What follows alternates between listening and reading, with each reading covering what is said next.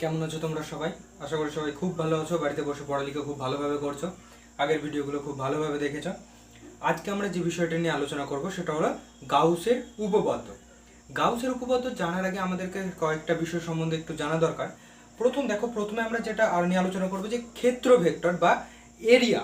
যখনই কোনো একটা যদি তল থাকে সেই তলের যেই ক্ষেত্রফল হয়, ক্ষেত্রফল একটি ভেক্টর রাশি এবং তার দিক কোন দিক বরাবর হয়?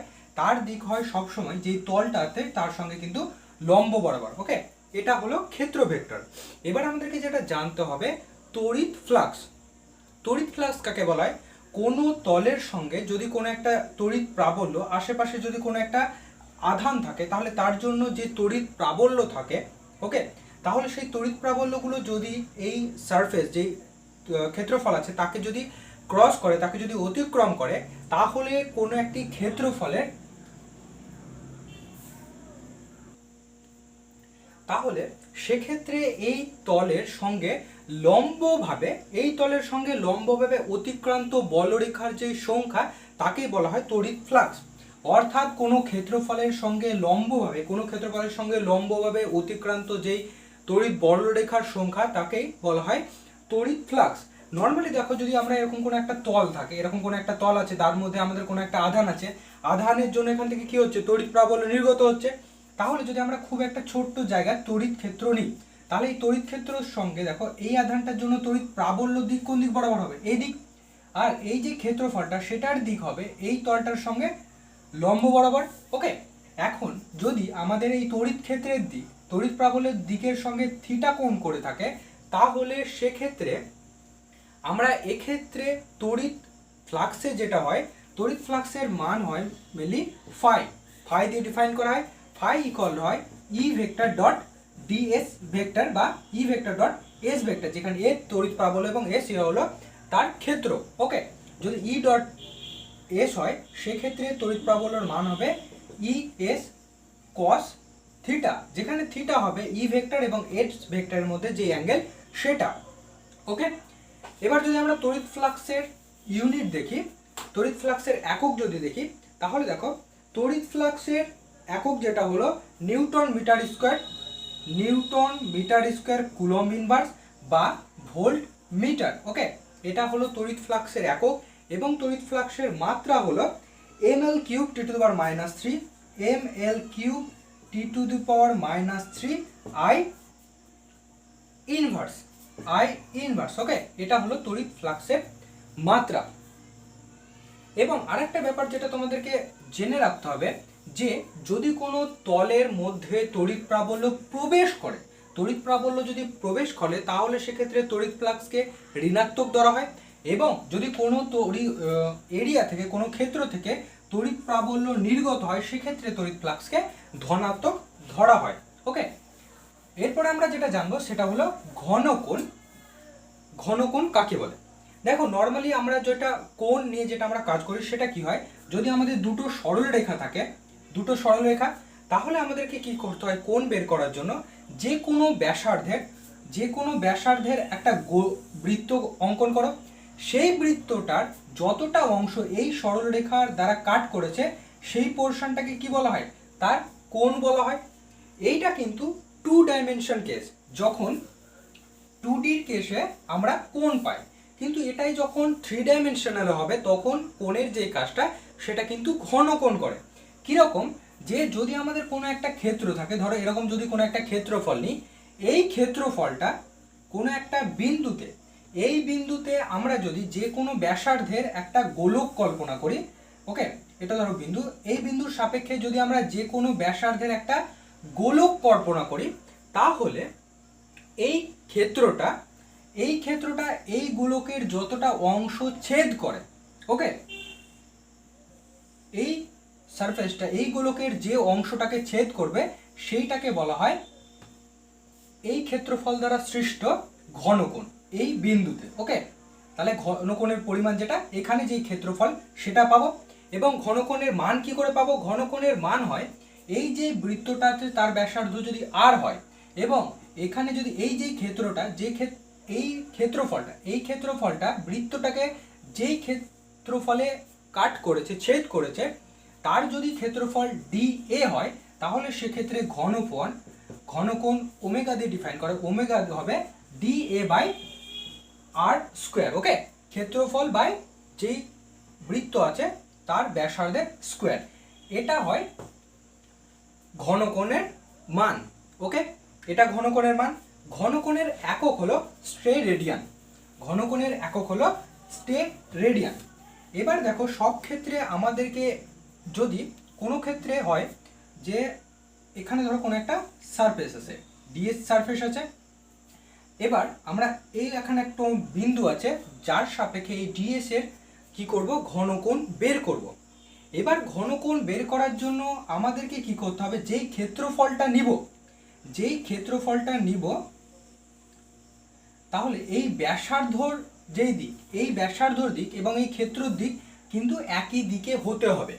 কিন্তু যদি আমাদের এই ক্ষেত্রফলটা এর ব্যাসার্ধের সঙ্গে একই দিক বরাবর না হয়, যেমন এক্ষেত্রে দেখতে পাচ্ছ যে এই যে ক্ষেত্রফলের দিকটা কোন দিক বরাবর হবে, লম্ব বরাবর, এবং এই যে ব্যাসার্ধর দিক সেটা এদিক বরাবর, সেক্ষেত্রে এখানে এরা দুজন এই ক্ষেত্রফলের দিক ডিএস ক্ষেত্রফলের দিক এবং এই ব্যাসার্ধ এরা যদি পরস্পরের সঙ্গে থিটা কোণ করে থাকে, তাহলে সেক্ষেত্রে ঘনকোণের মান হবে এই যে ক্ষেত্রফলের তার মান into cos theta by r square. Okay, এটা হলো আমাদের ঘনকোণের মান। এবার চলো তাহলে আমরা গাউসের উপপাদ্যে যাই। গাউসের উপপাদ্যের প্রথমে যদি আমরা বিবৃতি জানি, গাউসের উপপাদ্য কি বলে দেখো, যে যদি কোনো বদ্ধতল থাকে, বদ্ধতল যদি কোনো একটি আধানকে আবদ্ধ করে রাখে বদ্ধতলের মধ্যে দিয়ে, সেক্ষেত্রে অতিক্রান্ত মোট তড়িৎ ফ্লাক্সের মান হবে ওই বদ্ধতল দ্বারা আবদ্ধ যে আধান তার 1/ইপসাইন গুণ। ওকে, কিরকম, ধরো এখানে কোনো একটা ক্ষেত্র আছে, যেই ক্ষেত্রটা কিউ পরিমাণের কোনো একটা আধানকে চারিদিকে ঘিরে আছে, সেক্ষেত্রে এই যেই ক্ষেত্রফল আছে তার মধ্যে দিয়ে অতিক্রান্ত মোট তড়িৎ ফ্লাক্স এর মান হবে কিউ বাই ইপসাইন জিরো। অর্থাৎ এই যেই ক্ষেত্র আছে তার মধ্যে আবদ্ধ মোট যে আধান তার 1/ইপসাইন জিরো গুণ হবে, বা of by epsilon zero into q. Okay, আর আগে আমরা জানলাম তড়িৎ ফ্লাক্স কি হয়, তড়িৎ ফ্লাক্স হয় E vector dot dS vector. Okay, E vector dot dS vector. তাহলে E vector dot dS vector যেটা হবে সেটা তড়িৎ প্রাবল্য এই ক্ষেত্রের খুব ছোট অংশের জন্য। এবার যদি আমাদের টোটাল ক্ষেত্র তড়িৎ ফ্লাক্স দরকার হয়, তাহলে এটার উপর ইন্টিগ্রেশন করব, surface integration. Okay, surface integration over E dot dS, তাহলে আমরা টোটাল যে তড়িৎ ফ্লাক্স সেটার মান পাবো, সেটার মান হবে কিউ বাই ইপসাইন জিরো। ওকে, এটা। এবার দেখো যে গাউসের উপপাদ্য সেটা, যেটা যদি আমরা প্রুভ করতে যাই, প্রমাণ করতে যাই, তাহলে সেটারও আমরা প্রমাণ করতে পারবো। কিরকম ভাবে, ধরো আমাদের কাছে এরকম যে কোনো একটা তল আছে। ওকে, এই তলের মধ্যে ও একটা বিন্দু যেখানে একটা প্লাস কিউ আধান আছে, প্লাস কিউ আধান, তার জন্য আমরা গাউসের উপপাদ্যের প্রমাণটা করব। এবার আমরা কি করলাম, এই কিউ বিন্দু থেকে আর দূরত্বে এই যে ক্ষেত্র আছে তার উপর ধরো কোনো একটা ক্ষেত্রফল নিলাম। ওকে, যে কোনো একটা ক্ষেত্রফল নিলাম, তাহলে এই ও বিন্দুতে যে আধান আছে সেখান থেকে যদি এই ক্ষেত্রের দূরত্ব আর হয়, ঠিক আছে, তাহলে ও বিন্দুতে যেই চার্জ আছে তার জন্য এখানে তড়িৎ প্রাবল্যের মান কত হবে, তড়িৎ প্রাবল্যের মান হবে E equal to Q by 4π epsilon zero 1/আর স্কোয়ার। এটা ডাইরেকশন কোন দিকে হবে, দিক হবে এই দিক বরাবর। এখন ধরলাম আমরা যে এই যে ক্ষেত্রফলটা আছে তার দিক ধরো এই দিক বরাবর হচ্ছে। ওকে, ক্ষেত্রের দিক এই দিক বরাবর হচ্ছে, তাহলে এটা তড়িৎ প্রাবল্য দিক, এটা ক্ষেত্রফলের দিক। ক্ষেত্রফলকে আমরা যেটা সেটা ধরলাম ডিএস ক্ষেত্রফল, খুব স্মল অ্যামাউন্টের ক্ষেত্রফল, তার জন্য ধরলাম ডিএস। তাহলে এদিক বরাবর ডিএস, এদিক বরাবর ই ভেক্টর, এবং তাদের মধ্যে যে অ্যাঙ্গেল সেটা হলো থিটা। ওকে, তাহলে আমরা যদি এবার তড়িৎ ফ্লাক্স বের করি, তাহলে তড়িৎ ফ্লাক্সের মান কত হবে, দেখো আমরা কি জানি, তড়িৎ ফ্লাক্সের মান কত হয়, E vector dot dS vector. তাহলে ই ডট ডিএস এর ভ্যালু কত হবে, E into dS into cos theta. Cos theta কোনটা, এদের দুজনের মধ্যে অ্যাঙ্গেল কস থিটা। বা এখানে যদি ভ্যালুটা বসাই, ই এর ভ্যালু বসাই, তাহলে কত পাবো দেখো, 1/4π epsilon zero q by r square dS cos theta. এটা, বা এটাকে যদি সাজিয়ে লিখি তাহলে আমরা এইভাবে লিখতে পারি যে 1/4π epsilon zero 1/4 pi epsilon 0 into q into dS cos theta by r square, dS cos theta by r square. এবার দেখো dS cos theta by r square মানে কি, dS cos theta by r square তার মানে কি যে এই বিন্দু থেকে এই যে ক্ষেত্রফল তার দ্বারা সৃষ্ট ঘনকোণ, তাই না? ঘনকোণের মান আমরা কি জানিছি, dS cos theta by r square. তার মানে এই যে ক্ষেত্রফল তার দ্বারা সৃষ্ট ও বিন্দুতে যে ঘনকোণ তা সেটার মান। তাহলে সেটাকে আমরা কিভাবে লিখলাম, q by 4 pi epsilon 0 into d omega. Okay, d omega কেবলমাত্র এই ক্ষেত্রের জন্য সলিড অ্যাঙ্গেল বা ঘনকোণ। এবার যদি আমাদের এই টোটাল সারফেসটার জন্য তড়িৎ প্রাবল্য দরকার হয় তাহলে আমরা এর ওপর কি করব, ইন্টিগ্রেশন করব। তাহলে কি হবে, integration over q by 4 pi epsilon 0 into d omega. এখানে কে ভ্যারি করছে দেখো, কেবলমাত্র ডি ওমেগা ভ্যারি করছে, এবং ডি ওমেগার উপর যদি ইন্টিগ্রেশন করি তাহলে আমরা টোটাল ক্ষেত্রের উপর ঘনকোণ পাবো, এবং পুরো একটি ঘনকোণের মান হয় 4 পাই। ওকে, বা q by 4 pi epsilon 0 integration over d omega. তাহলে ডি ওমেগার উপর টোটাল ইন্টিগ্রেশন করলে সেটার মান পাবো 4 পাই।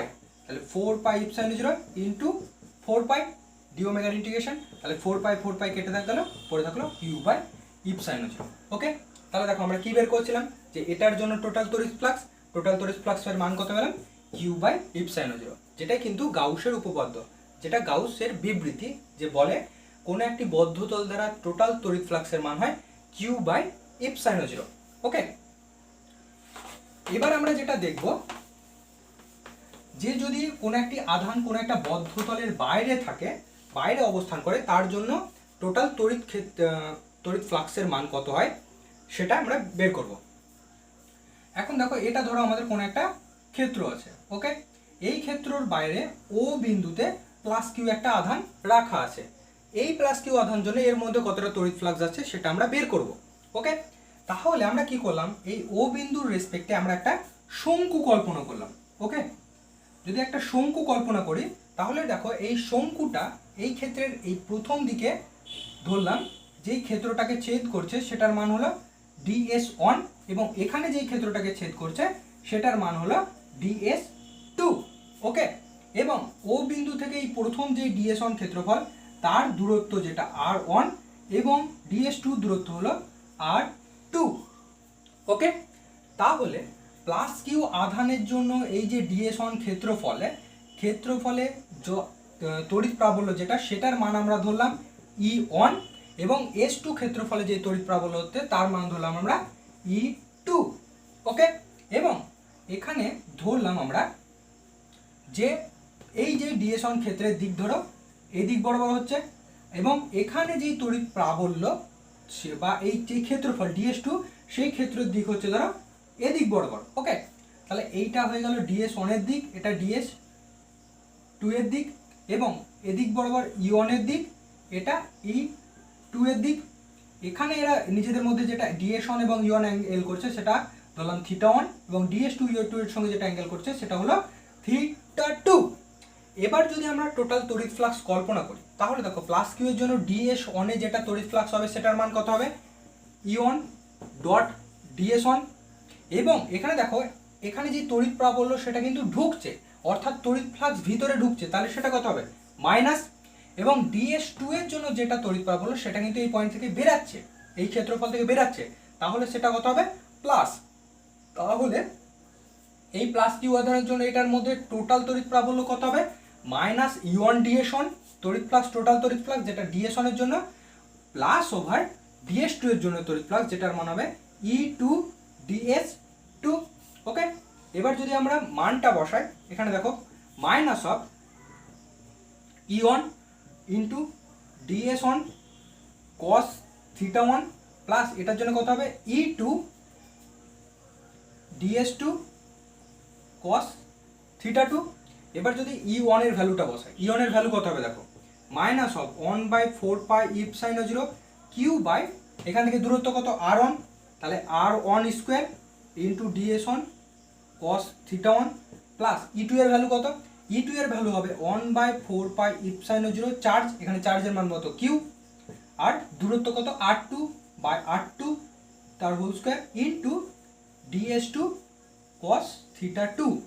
এবার এটাকে যদি আমরা সাজিয়ে লিখি তাহলে কি দাঁড়ায় দেখো, এটাকে আমরা এইভাবে লিখতে পারি q by 4 pi epsilon 0 minus into ds1 cos θ1 by r1 square plus 1 by 4 pi epsilon 0 q into ds2 cos over θ2 by r2 তার স্কয়ার।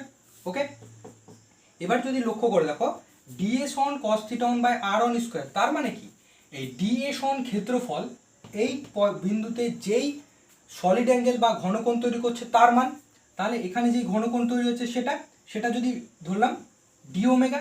একইভাবে এখানে যদি ds2 cos θ2 বাই r2 তার হোল স্কয়ার সেটা কল্পনা করো, তাহলে সেটা কি হচ্ছে দেখো, এই যে ds2 ক্ষেত্রফল সেটা ও বিন্দুতে যেই ঘনকোণ করছে সেটার মান, তাহলে এটাও যেই ঘনকোণ করছে তার মান কত ডি ওমেগা। তাহলে এখানে অনুযায়ী minus Q by 4 pi epsilon 0 এটার মানও হচ্ছে ডি ওমেগা, প্লাস এটাও কত থাকছে q by 4 pi epsilon 0 ds2 cos θ2 by r2 square, সেটার ভ্যালু কত ডি ওমেগা। তাহলে দেখো এটা টোটালটা কেটে যাচ্ছে, আলটিমেটলি কত পড়ে যাচ্ছে 0। তার মানে যদি কোনো একটা আধান কোনো একটা ক্ষেত্রফলের বাইরে অবস্থান করে তার জন্য ওই বদ্ধতলের মধ্যে টোটাল তড়িৎ ফ্লাক্সের মান কত হবে 0। ওকে, তাহলে এটা দেখবা যে যখনই কোনো যদি আধান কোনো একটি বদ্ধতলের বাইরে অবস্থান করে তাহলে তার জন্য কিন্তু টোটাল তড়িৎ ফ্লাক্স কত হবে 0।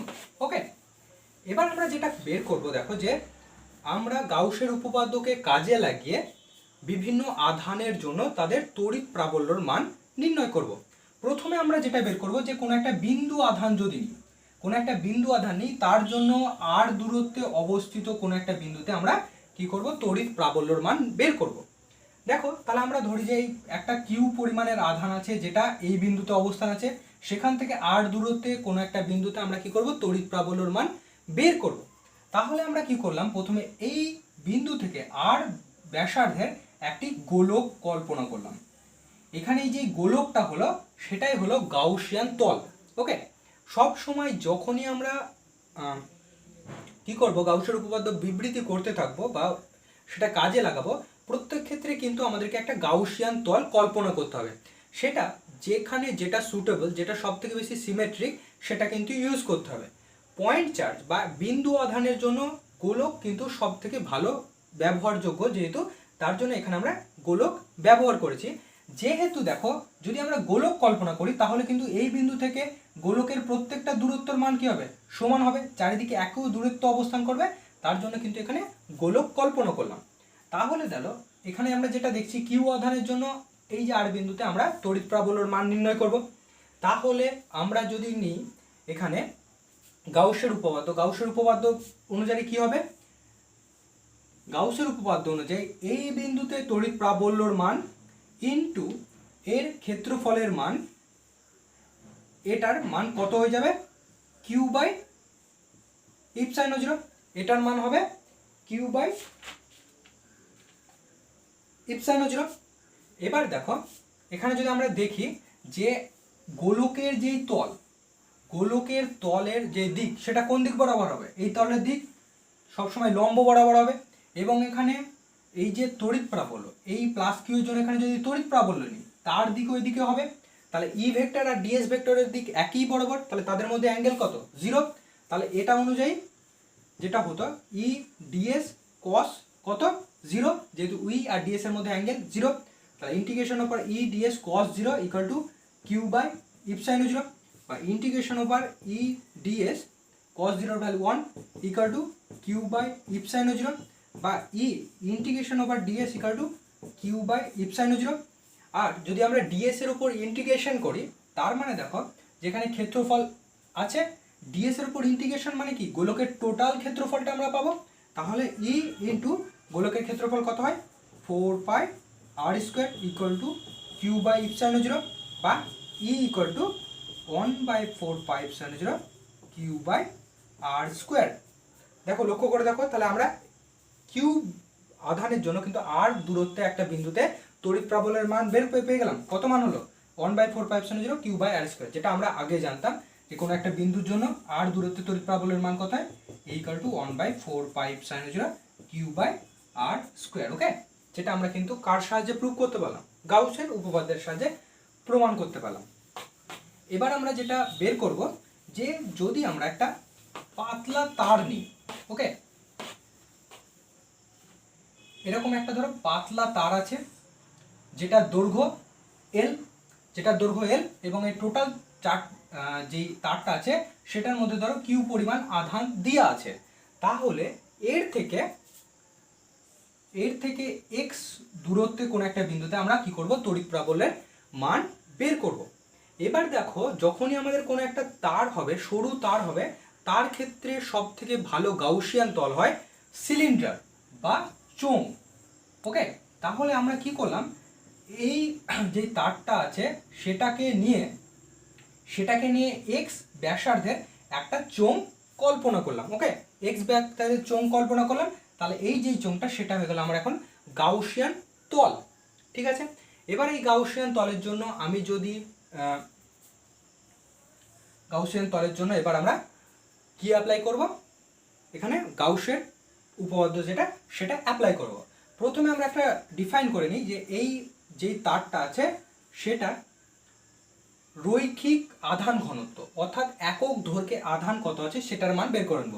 সেটার মান কত, ল্যামডা ইকুয়াল টু তাহলে কত, কিউ বাই এল, অর্থাৎ একক দৈর্ঘ্যে যে পরিমাণ আধান থাকে তাকেই বলা হয় আধানের রৈখিক ঘনত্ব।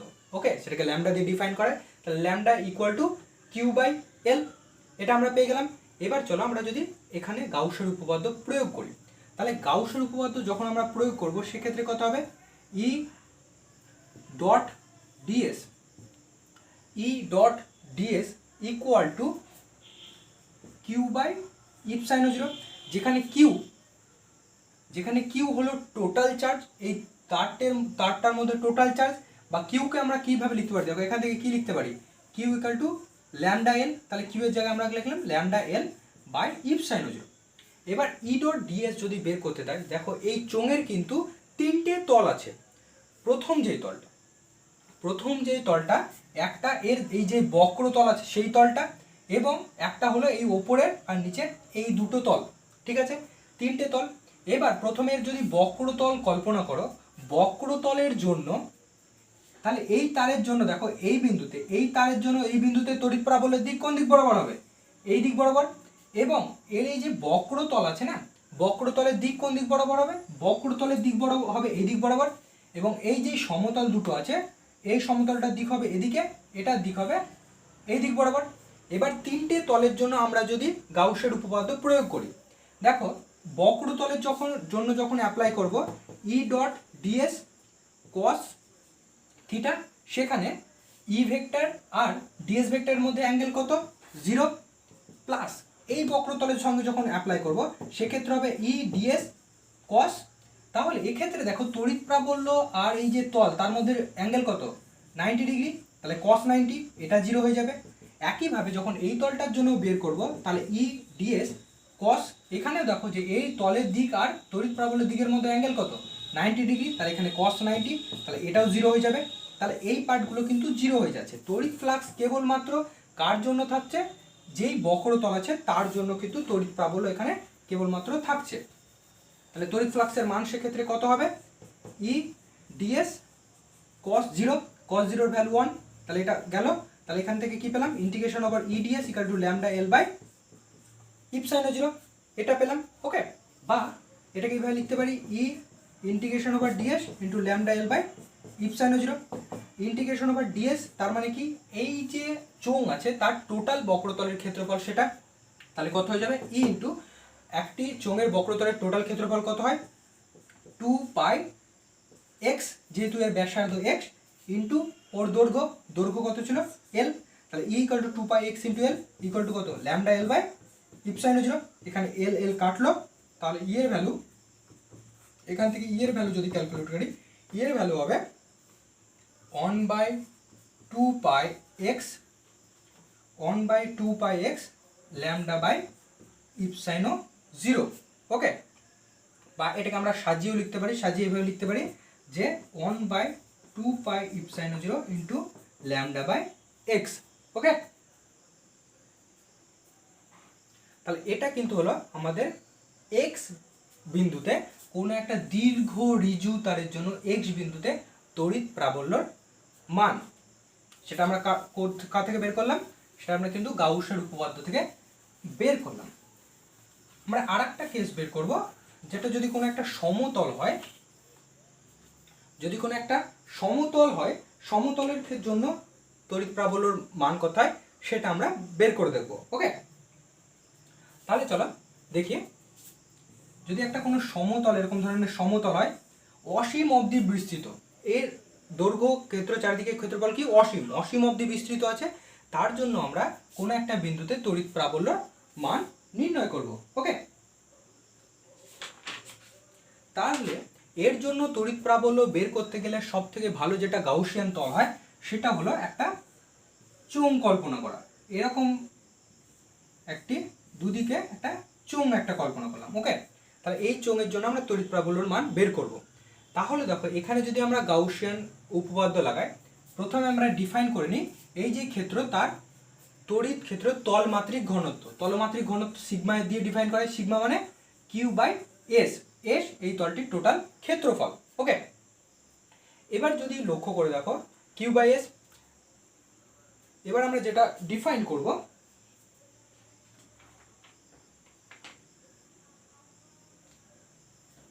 বা এটাকে ডিএস হিসেবে ধরো, sigma equal to Q by S.